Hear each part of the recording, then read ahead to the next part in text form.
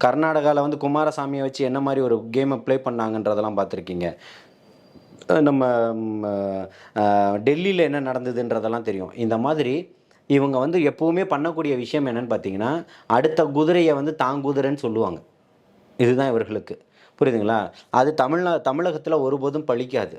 ஏற்கனவே அதிமுக கூட்டணியில இருந்து தான் அவங்க இந்த 4 சீட்டையுமே ஜெயிச்சிருக்காங்களே தவிர்த்து, தனிச்சு நின்னா அவர்களால ஒண்ணும் பண்ண முடியாதுன்றது தெரியும். திமுகவாலயும் தெரியும், தனித்து நின்னா நம்மளால ஒண்ணும் இயங்க முடியாது. இன்னைக்கு 35% ஓட்டு இருக்கு, 39% வாக்குகள் இருக்குன்னா, அவங்க கூட்டணியோட சேர்ந்து தான் அத சொல்றாங்களே தவிர்த்து, தனிப்பட்ட முறையில ஒரு திமுகவால சொல்ல முடியுமான்னா, அது கேள்விக்குறிகள 1000 1000 கேள்வி கணைகள கொண்டு போயிடும். மில்லியன் டாலர் கொஸ்டின்ஸ்ன்னு சொல்லுவாங்க இல்லையா? அதுக்கு தள்ளிடும். ஆனால் தனியாக நின்னு இன்னைக்கு நான் ஆரம்ப காலகட்டத்தில இருந்தே சொல்றேன். முதல் மாநாட்டுக்கு முன்னாடியிலேருந்து சொல்றேன். அவருக்கு 18% வாக்குகள் இருந்ததுன்னு. அப்புறம் 20% ஆச்சு. இன்னைக்கு 26, 29% வாக்குகள் வரைக்கும் இன்னைக்கு அவர் தனிப்பட்ட முறையில இருக்குன்றது, இன்னைக்கு கருத்து கணிப்பாளர்களுடைய உண்மையா இருக்கு. அத ஒருபோதும் திமுக ஏத்துக்காது. எங்களுக்கு தேவையும் இல்ல அது. புரியுதுங்களா? மிகப்பெரிய மாற்றத்திற்கான ஒரு கட்சியா தனியா தான் அவர் நிக்கிறாரு. தனியா தான் இத்தனை சதவீதம் இன்னைக்கு இருக்குன்னு கருத்து கணிப்புகள் சொல்லப்படுது.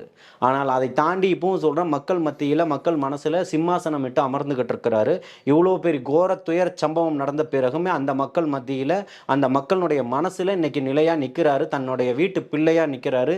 இழந்த ஒருத்தருக்கும் மாற்றா அந்த வீட்டினுடைய சகோதரனா, தோழனா, உற்ற நண்பனா, உறவினரா அங்க நிக்கிறேன்றத அவர் பதிவு செஞ்சிருக்கிறாரு. அந்த மக்கள் வரவேற்கிறாங்க, ஏத்துக்கிட்டு இருக்காங்க. கரூர் மக்களுக்கு மத்தியில இந்த சம்பவத்துக்கு பிறகு அவருக்கு மிகப்பெரிய ஒரு மரியாதை ஏற்பட்டிருக்கு. ஒட்டுமொத்த தமிழகமுமே நீங்க சொன்ன சூழ்ச்சி வலைகளை அவர்கள் பார்த்துக்கிட்டு இருக்காங்க. நீதி விசாரணை ஆணையம் நிச்சயமாக வெளியில கொண்டு வரும்.